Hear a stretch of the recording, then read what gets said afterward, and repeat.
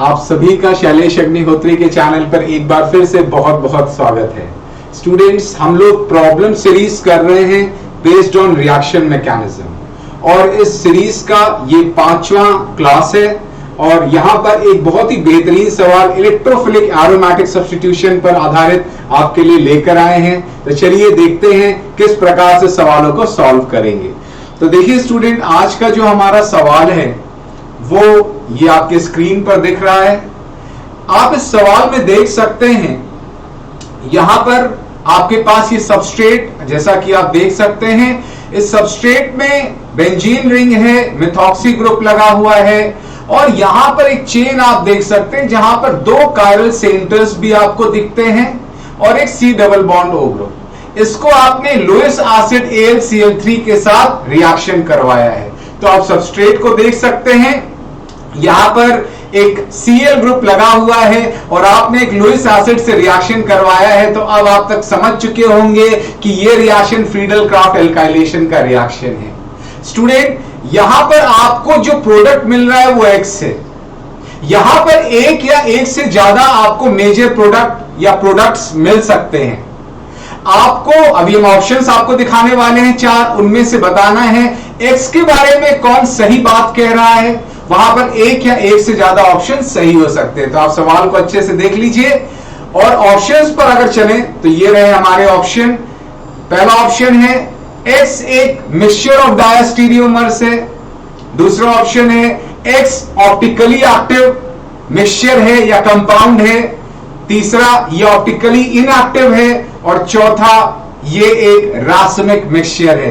तो स्टूडेंट्स, आप सब ऑप्शन भी समझ चुके होंगे, सवाल आप देख ही चुके हैं। तो अब आपको करना ये है, अगर आपको इस सवाल को ट्राई करना है तो आप मेरे वीडियो को पॉज करके आप सवाल को ट्राई कर सकते हैं, फिर आगे मेरे सोल्यूशन के साथ अपनी जो सोच है, अपना जो आंसर है वो टैली करा सकते हैं। बाकी स्टूडेंट मेरे साथ आगे बढ़ सकते हैं और कैसे हम सवाल को टैकल कर रहे हैं इसको देख सकते हैं। देखिए बच्चों, सवाल की खास बात क्या है, अब देखिए हम इसके सॉल्यूशन पर चलते हैं। अब जब आप AlCl3 की बात करते हैं, AlCl3 यहां पर अगर Cl से, जो आमतौर पर फ्रीडल क्राफ्ट एल्काइलेशन होता है, ये हेलोजन से ये लुईस एसिड इलेक्ट्रॉन पेयर ले लेता है और यहां से Cl इलेक्ट्रॉन पेयर लेकर एक कार्बोकेटायन का फॉर्मेशन करता है, जो आगे आने वाले स्टेप में इलेक्ट्रोफाइल का काम करता है और इंटरनल ये इंट्रामॉलिक्यूलर इलेक्ट्रोफिलिक एरोमेटिक सब्स्टिट्यूशन का रोल प्ले करता है। तो ये जो सवाल है आधारित है इंट्रामॉलिक्यूलर इलेक्ट्रोफिलिक एरोमेटिक सब्स्टिट्यूशन। लेकिन क्या यहां कार्बोकेटायन फिजिबल है, इसको चलिए देखते हैं। जैसे ही आप इसको आयनाइज करेंगे तो ये देखिए आपको इस प्रकार का कार्बोकेटायन मिलेगा। क्या आप समझते हैं ये कार्बोकेटायन फुल फ्लेजेड फॉर्म होने लायक है? पहली चीज तो आप देख सकते हैं ये 2 डिग्री है। अगली इंपॉर्टेंट चीज देखिए, इसके ठीक बगल में कार्बोनिल ग्रुप लगा है जो बहुत ही ज्यादा स्ट्रॉन्ग इलेक्ट्रॉन विथड्रॉइंग ग्रुप है। ये इलेक्ट्रॉन्स को पुल करके इस कार्बोकेटायन की जो पॉजिटिव चार्ज है उसको और एक्सैगरेट करेगा, बढ़ाएगा, इंटेंसिफाई करेगा और इस लिहाज से ये कार्बोकेटायन जो है बच्चों ये अनस्टेबल हो जाएगा। तो आपने यहां क्या देखा, यहां कार्बोकेटायन अगर आप बनाते हैं तो वो एक अनस्टेबल कार्बोकेटायन बनने जा रहा है। तो क्या आप बनाएंगे? आप इसको नहीं बनाएंगे। तो ये एक इंपॉर्टेंट चीज है कि आप ऐसी कंडीशन में कार्बोकेटायन को ना बनाएं। तो अब देखिए, अब आप ऐसी कंडीशन में कार्बोकेटायन को नहीं बनाएंगे तो होगा क्या?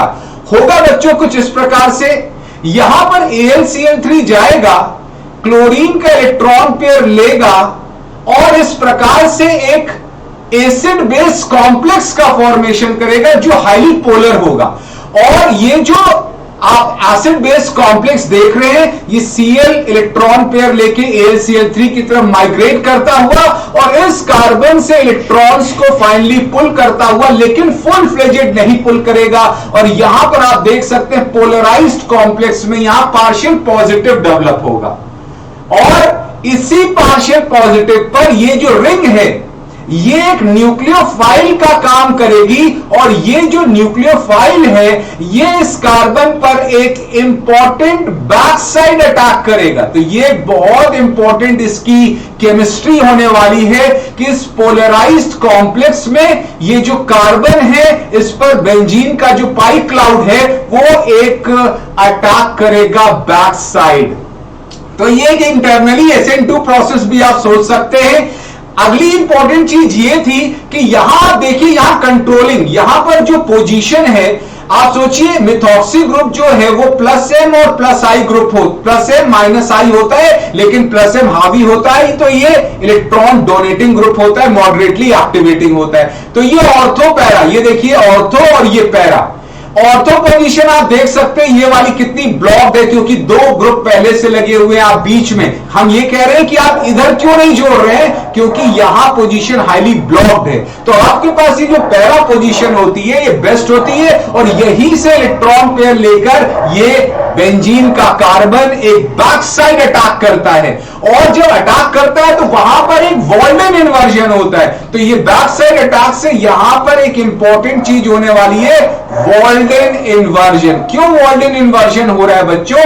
क्योंकि एक कायरल सेंटर पर बैक साइड अटैक हो रहा है, और इस इन्वर्जन के बाद जो फाइनली आप देखेंगे तो इस प्रकार से ये आपको प्रोडक्ट मिलेगा। तो आप देख सकते हैं जो X है वो मेजर प्रोडक्ट एक ही कंपाउंड है, वो कोई मिक्सचर नहीं है, और यहां पर एक कायरल सेंटर आपको ये मिला, अगला कायरल सेंटर ये मिला, दोनों कायरल सेंटर्स हैं। तो ये जो X है ये आप देख सकते हैं यहां पर कोई भी सिमेट्री नहीं है, तो ये क्या होगा, ये ऑप्टिकली एक्टिव होगा।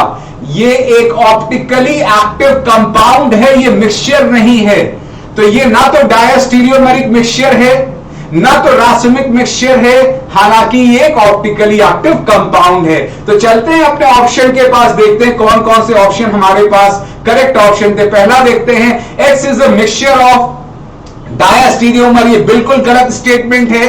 अगला, X इज ऑप्टिकली एक्टिव, बिल्कुल सही है। आप देख सकते हैं हमने X में आपको दिखाया कि कोई भी एलिमेंट ऑफ सिमेट्री नहीं है, और एलिमेंट ऑफ सिमेट्री जब नहीं है तो एक ऑप्टिकली एक्टिव कंपाउंड होगा।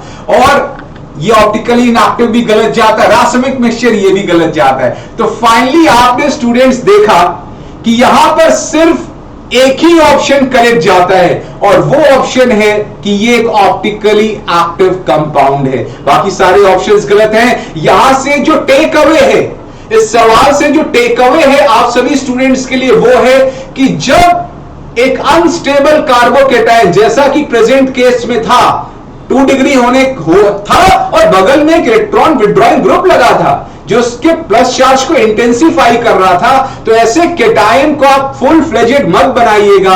आप एक कॉम्प्लेक्स के माध्यम से अब बेंजीन रिंग का एक बैक साइड अटैक करवाइएगा, और इसके चक्कर में एक वहां वॉल्डेन इन्वर्जन होता है, और किस प्रकार से हमको कायरलिटी वहां पर डेवलप करनी है, कॉन्फ़िगरेशन डेवलप करना है, इस पर विशेष ख्याल रखना है। तो this was all for the today's session. और ये सवाल stereo isomerism, stereochemistry, electrophilic aromatic substitution और SN2 प्रोसेस, ये मल्टी कॉन्सेप्ट पर आधारित सवाल था। आशा करते हैं आपको समझ में आया होगा।